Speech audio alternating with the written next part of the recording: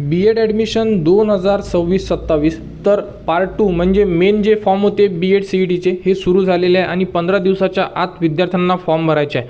Form कसा भरायचा या संदर्भात संपूर्ण अपडेट आपण या व्हिडिओमध्ये बघणार आहे. तर व्हिडिओ शेवटपर्यंत बघा आणि तुम्ही जर हा व्हिडिओ व्यवस्थित बघितला तर तुमच्याकडून एकही चूक होणार नाही, कारण की यावेळेस जो फॉर्म आहे हा थोडा लेंदी आहे. त्यामुळे व्यवस्थित बघा आणि त्या प्रकारे आपला जो फॉर्म आहे हा फिलअप करा. आपण या अगोदर पार्ट 1चा व्हिडिओ दिलेला होता, तो व्हिडिओ एकदा बघा. त्याप्रकारे आपला पार्ट 1 रेडी करा, कारण पार्ट 1चा व्हिडिओ या व्हिडिओच्या डिस्क्रिप्शनमध्ये सुद्धा दिलेला आहे. त्याप्रकारेच तुम्हाला पार्ट 1 रेडी करायचं आहे, कारण पार्ट 1 रेडी केल्याशिवाय तुम्ही पार्ट 2 भरू शकत नाही. समजा जेही विद्यार्थी 2026-27साठी तर ज्याही विद्यार्थ्यांना B.Ed करायचं आहे त्यांनी इथे एक साईट दिलेली आहे CET एक्झामिनेशन पोर्टल 2026-27. तर इथे आपल्याला क्लिक करायचं आहे. इथे क्लिक केल्यानंतर आपण आपला फॉर्म फिलअप करू शकतो. क्लिक केल्यानंतर बघू शकता इथे न्यू रजिस्ट्रेशन आहे. न्यू रजिस्ट्रेशन कोणी करा, ज्यांनी पार्ट 1 रजिस्ट्रेशन केलेलं नसेल त्यांनी न्यू रजिस्ट्रेशन करा. यामध्ये दिलेली संपूर्ण माहिती फिलअप करा. नाव वगैरे, तुमचा ईमेल ID, संपूर्ण माहिती काळजीपूर्वक टाका, चूक होऊ देऊ नका. या प्रकारे फिलअप करून तुम्ही रजिस्टर करा. तुमच्या मेल ID वर एक लिंक येणार, तिथून व्हेरीफाय करून घ्या. व्हेरीफाय केल्यानंतर तुम्हाला तुमचा जोही अपार ID हा लिंक करून घ्यायचा आहे आणि तुमची जी बेसिक इन्फॉर्मेशन आहे ती संपूर्ण इन्फॉर्मेशन तुम्हाला फिलअप करायची आहे, जी आपण पार्ट 1मध्ये सांगितलेली आहे. पार्ट 1 व्हिडिओच्या डिस्क्रिप्शनमध्ये दिलेला आहे, तो भरा आणि त्यानंतर डायरेक्टली तुम्ही लॉग इन करा. लॉग इन केल्यानंतर आपण भरणार आपला पार्ट 2. लॉग इन केल्यानंतर अशा प्रकारे तुम्हाला संपूर्ण ऑप्शन येतील. इथून आपण CETचा फॉर्म भरणार. इथून जे प्रोफाईल आहे हे प्रोफाईल आपण पार्ट 1मध्ये रेडी केलेलं आहे. तर तुम्ही प्रोफाईलला जर क्लिक केलं तर तुम्ही संपूर्ण इन्फॉर्मेशन बघू शकता. जर त्यामध्ये काही एडिट करायचं असेल तर तुम्ही एडिटसुद्धा आता करू शकता. जो पार्ट एडिट होत असेल तोच पार्ट तुम्ही एडिट करू शकता. बघा अशा प्रकारे संपूर्ण माहिती आपण ॲड्रेस वगैरे, 10वीची माहिती, 12वीची माहिती, जेही इन्फॉर्मेशन होती ती प्रॉपररित्या फिलअप केलेली आहे. यामध्ये कुठेही चूक नाही आहे, त्यामुळे आपण या पार्टला एडिट करणार नाही आहे. तर आता आपण भरणार आहे पार्ट 2, ज्याला आपण CETचा फॉर्म म्हणतो, जो मेन फॉर्म असणार आहे. तर CET रजिस्ट्रेशनला क्लिक करा. क्लिक केल्यानंतर यामध्ये जेवढे CET सुरू झालेले आहे संपूर्ण तुम्हाला दिसत आहे. तर आपली जी CET आहे ती आहे B.Ed general and special and B.Ed ELCT CET 2026. तर या CETला आपल्याला क्लिक करायचं आहे, कारण आपण B.Ed करणार आहे त्यामुळे. आणि ही CET 2 वर्षासाठी असणार आहे, म्हणजे जेही 2 वर्षाचं B.Ed आहे त्यासाठी ही CETचा फॉर्म आपण फिलअप करणार आहे. तर या CETला इथे जे रजिस्टर नावचं ऑप्शन आहे इथे क्लिक करा. क्लिक केल्यानंतर बघू शकता तुम्ही जोही मोबाईल नंबर दिलेला असेल त्या मोबाईल नंबरवर स्टार्टिंगला तुम्हाला एक OTP येणार. तो OTP तुम्हाला इथे इन्सर्ट करायचा आहे. OTP तुम्हाला आलेला असेल तो OTP तुम्हाला इथे टाकायचा आहे. त्यानंतर इथून व्हेरीफाय करून घ्यायचं आहे. व्हेरीफाय केल्यानंतर तुमचे जे अकाउंट आहे हे अशा प्रकारे क्रिएट होऊन जाणार. यामध्ये तुम्ही संपूर्ण जे बेसिक इन्फॉर्मेशन आहे ही रीड करू शकता. जसे की यामध्ये जे फीचं ऑप्शन दिलेलं आहे हे सुद्धा यामध्ये आहे. जसे की कास्टवाल्यांना 1000 रुपये चालान पेड करायचं आहे. यामध्ये अदर महाराष्ट्रामधील जेही विद्यार्थी आहे त्यांना 1300 रुपये चालान असणार आहे. यामध्ये संपूर्ण बेसिक इन्फॉर्मेशन दिलेली आहे. तुम्ही संपूर्ण माहिती रीड करू शकता, कारण तुम्हाला यामध्ये जे मोबाईल नंबर, ईमेल ID दिलेला आहे तुम्ही त्यामध्ये जोही आपण एक फॉर्म फिलअप केलेला आहे ज्याला पार्ट 1 म्हणतो आपण, तो फॉर्म व्यवस्थित आहे का एकदा चेक करा. याबद्दलची सुद्धा माहिती यामध्ये दिलेली आहे. तर जेही विद्यार्थी B.Ed करणार आहे त्यांनी प्रॉपररित्या आता आपला फॉर्म सुरू होणार आहे. या प्रकारे तुम्हाला तुमचा फॉर्म भरायचा आहे. तर बघू शकता संपूर्ण माहिती जर तुम्ही रीड केलेली असेल यावरती दिलेली, रीड करून घ्या. रीड केल्यानंतर तुम्हाला इथे एक चेकबॉक्स दिलेला आहे. या चेकबॉक्सला क्लिक करायचं आहे. चेकबॉक्सला क्लिक केल्यानंतर प्रोसीड टू कंप्लीट अप्लिकेशनला क्लिक करा. बघा ही जी इन्फॉर्मेशन आहे आपण ब्लर केलेली आहे. का बरं? कारण की ही जी इन्फॉर्मेशन आहे ही पर्सनल इन्फॉर्मेशन आहे विद्यार्थ्यांची, जी आपण पार्ट 1मध्ये भरलेली आहे. यामध्ये तुमचे नाव, मोबाईल नंबर, त्यानंतर तुमचा इन्कम किती आहे, अनमॅरिड, या प्रकारे संपूर्ण माहिती तुम्ही बघू शकता. ही माहिती आपण ब्लर केलेली आहे कारण हे आपण दाखवू शकत नाही, त्यामुळे ही माहिती तुम्हाला सुद्धा अशाच प्रकारे येणार जर तुम्ही पार्ट 1मध्ये संपूर्ण माहिती भरलेली असेल तर. यामध्ये संपूर्ण माहिती चेक करा. ही एडिट होणार नाही, कारण ही जी माहिती आहे ही लॉक असणार आहे त्यामुळे, कारण की आपण पार्ट 1 ऑलरेडी लॉक केलेला असल्यामुळे. त्यानंतर सेव्ह अँड नेक्स्टला क्लिक केल्यानंतर तुम्हाला ॲड्रेसचं पेज येणार. हे सुद्धा आपण ब्लर केलेलं आहे, हे सुद्धा तुम्हाला दिसणार नाही, कारण हा ॲड्रेस तुमचा आहे. हा सुद्धा आपण पार्ट 1मध्ये फिल केलेला आहे, कारण पार्ट 1ची माहिती दिसत नाही, म्हणजे एडिट करू शकत नाही आपण. ते आपल्याला पार्ट 1मध्येच एडिट करता येणार आहे, जे आपण आत्ताच सांगितलेलं आहे. तर तुम्ही ॲड्रेसचं जे पेज आहे एकदा चेक करून घ्या. जर काही एडिट करायचं असेल तर तुम्हाला पार्ट 1मध्ये जाऊनच एडिट करायचं आहे. त्यानंतर सेव्ह अँड नेक्स्ट करा. आता आपल्याला करायची आहे डोमेसाईल अँड कॅटेगरी डिटेल्सचं जे ऑप्शन आहे 3 नंबरची जी स्टेप आहे यामध्ये एडिट करता येणार तुम्हाला. यामध्ये संपूर्ण माहिती चेक करा. डिसेबिलिटी आपण पार्ट 1मध्ये नाही म्हटलेलं आहे त्यामुळे इथे डिसेबिलिटी नो आलेला आहे.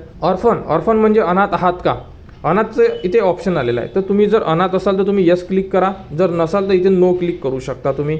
त्यानंतर कॅटेगरीमध्ये बघा डोमेसिन महाराष्ट्र आपण यस क्लिक केलेलं आहे पार्ट 1मध्ये, ते एडिट होणार नाही. त्यानंतर इथून तुम्हाला कॅटेगरी, अतिशय महत्त्वाचा पार्ट आहे कॅटेगरी, कारण की कास्टनुसार संपूर्ण माहिती राहणार आहे, कास्टनुसार तुमची ॲडमिशन होणार आहे. त्यामुळे इथून तुमची जी ही कास्ट असेल SC ST OBC NT NTBC जेही असेल ती प्रॉपररित्या क्लिक करा, कारण संपूर्ण ऑप्शन यामध्ये दिलेले आहे.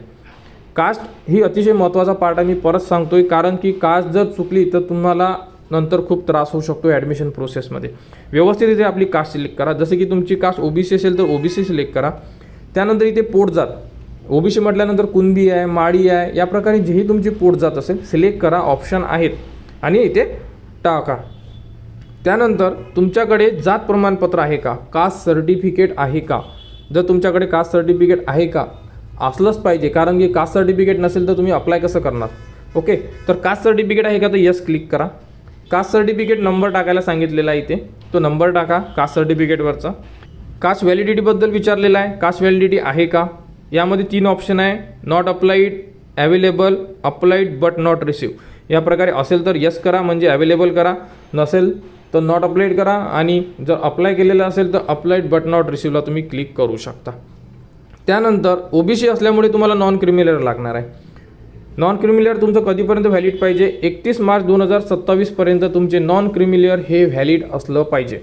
तुमच्याकडे आहे का चेक करा. यामध्ये सुद्धा तुम्हाला 3 ऑप्शन दिलेले आहे, अप्लाइड, त्यानंतर अवेलेबल आणि नॉट अप्लाइड, अशा प्रकारे 3 ऑप्शन आहे, यामधून तुम्हाला क्लिक करायचं आहे. तर अशा प्रकारे संपूर्ण माहिती जी आहे कास्टची ही तुम्हाला टाकायची. आता यामध्ये विद्यार्थ्यांचे प्रॉब्लेम असे आहे की कास्ट व्हॅलिडिटी नसेल तर CETच्या फॉर्ममध्ये जरी आपण कास्ट व्हॅलिडिटी दिली नाही तरीही चालेल, परंतु ॲडमिशनपर्यंत तुम्हाला कास्ट व्हॅलिडिटी द्यायचं काम पडणार आहे आणि हे इम्पॉर्टंट असणार आहे. जे विद्यार्थी व्हॅलिडिटी देणार नाही, म्हणजे कास्ट व्हॅलिडिटी सर्टिफिकेट देणार नाही, ते विद्यार्थी ओपन कास्टमध्ये कन्वर्ट केल्या जाणार. त्यामुळे कास्ट व्हॅलिडिटी अतिशय महत्त्वाचा पार्ट आहे, जेही विद्यार्थी कास्टमध्ये आहेत त्यांच्यासाठी. त्यानंतर इथे तुम्हाला तुमचा कास्ट सर्टिफिकेट नंबर टाकायचा आहे. त्यानंतर कास्ट व्हॅलिडिटी असेल तर कास्ट व्हॅलिडिटीचा नंबरसुद्धा इथे इन्सर्ट करायचा आहे. आता तुम्हाला कास्ट व्हॅलिडिटी आणि कास्ट सर्टिफिकेटचा नंबर कुठे शोधायचा त्याबद्दलचा सुद्धा एक व्हिडिओ या व्हिडिओच्या डिस्क्रिप्शनमध्ये दिलेला आहे की डॉक्युमेंट्स नंबर कसे शोधायचे. तो 2 मिनिटं व्हिडिओ बघून घ्या, त्याप्रकारे तुम्ही तुमचा डॉक्युमेंट्स नंबर टाका, जेणेकरून तुमच्याकडून कोणतीही चूक व्हायला नको. त्यानंतर संपूर्ण माहिती एकदा चेक करा. जर ओके असेल तर तुम्ही सर्वात खाली सेव्ह अँड नेक्स्टचं जे प्रोसीडचं ऑप्शन आहे तिथे तुम्ही क्लिक करू शकता. त्यानंतर तुम्हाला क्वालिफिकेशन डिटेल्स, यामध्ये तुमचं एज्युकेशन टाकायचं. यामध्ये बघू शकता 10वी आणि 12वीची इन्फॉर्मेशन तुम्हाला डायरेक्टली आलेली असेल, कारण की आपण ही पार्ट 1मध्ये भरलेली आहे, त्यामुळे ती इन्फॉर्मेशन तुम्ही चेक करू शकता. काही मिस्टेक असेल तर पार्ट 1मध्ये एडिट होणार, डायरेक्टली या फॉर्ममध्ये एडिट होणार नाही. त्यानंतर तुम्हाला ग्रॅज्युएशन, अतिशय महत्त्वाचा पार्ट आहे, तुमची पदवी कोणत्या याच्यामध्ये आहे, आणि इथे जर क्लिक केलं तुम्ही तर 2 ऑप्शन येणार, ग्रॅज्युएशन आणि पोस्ट ग्रॅज्युएशन. कोणते विद्यार्थी PG केलेली असेल, कोणत्या विद्यार्थ्यांनी ग्रॅज्युएशन केलेलं आहे, तुम्ही जेही लास्ट एज्युकेशन केलेलं असेल त्यामध्ये सिलेक्ट करा. आम्ही ग्रॅज्युएशन केलेलं आहे त्यामुळे ग्रॅज्युएशनला क्लिक केलेलं आहे. त्यानंतर पदवीची स्थिती इम्पॉर्टंट आहे. अपिअरिंग, जे विद्यार्थी फायनल इयरला असेल, रिझल्ट लागला नसेल किंवा शिकत असेल ते विद्यार्थी अपिअरिंगमध्ये फॉर्म भरतील. जे विद्यार्थ्यांचे ऑलरेडी कंप्लीट आहे, त्यांच्याजवळ मार्कशीट उपलब्ध आहे, ते विद्यार्थी पासमध्ये टाकतील. बघा, अपिअरिंगमध्ये जर तुम्ही चूज केलं तर तुम्हाला एकही मार्क किंवा कोणतीही इन्फॉर्मेशन मागणार नाही, कारण तो शिकत असल्यामुळे, फायनल इयरला असल्यामुळे विद्यार्थी. आणि तेच जर तुम्ही पास केलं तर तुम्हाला बघा उत्तीर्ण वर्ष, डिग्रीचे नाव, पदवी गुण प्रकार म्हणजे पर्सेंटेज आहे की CGPA आहे, त्यानंतर प्राप्त गुण तुमचे CGPA असेल तर, टक्केवारी किती मार्क्स आहे, तुमचा वर्ग फर्स्ट क्लास आहे, सेकंड क्लास आहे, युनिव्हर्सिटी महाविद्यालयाचे नाव, आणि त्यानंतर बघा नेम ऑफ युनिव्हर्सिटी, त्यानंतर पासिंग डेट किंवा पासिंग महिना, याबद्दल तुम्हाला माहिती मागण्यात येणार. ती तुमच्या जीही मार्कशीट आहे तुमची डिग्रीची त्यावरती उपलब्ध आहे. त्यावरून बघून तुम्ही तुमचे मार्क्स, युनिव्हर्सिटी, कॉलेजचे नाव, संपूर्ण माहिती यामध्ये फिलअप करू शकता. अशा प्रकारे संपूर्ण माहिती फिलअप करा. जे विद्यार्थी पास असेल, जे विद्यार्थी अपिअरिंग असेल त्यांना काही मागण्यात येणार नाही. ठीक आहे. त्यानंतर इथे एक इम्पॉर्टंट पार्ट दिलेला आहे, बघू शकता. तर यामध्ये तुम्हाला इंग्लिश मीडियम B.Ed म्हणजे इंग्लिशमध्ये B.Ed करायचं आहे का, म्हणजे B.Ed ELCT करायचं आहे का. ज्यांना करायचं आहे त्यांनी यस क्लिक करा, ज्यांना करायचं नसेल त्यांनी इथे नो क्लिक करा. कारण की भरपूर विद्यार्थी मराठीमध्येच करायचं असेल, इंग्लिशमध्ये करायचं नसेल तर इथे येस नोचं ऑप्शन आहे. करायचं असेल तर यस करा, करायचं नसेल तर नो करा. आपण विशेष शिक्षण महाविद्यालयासाठी अर्ज करू इच्छिता का, म्हणजे स्पेशल एज्युकेशन.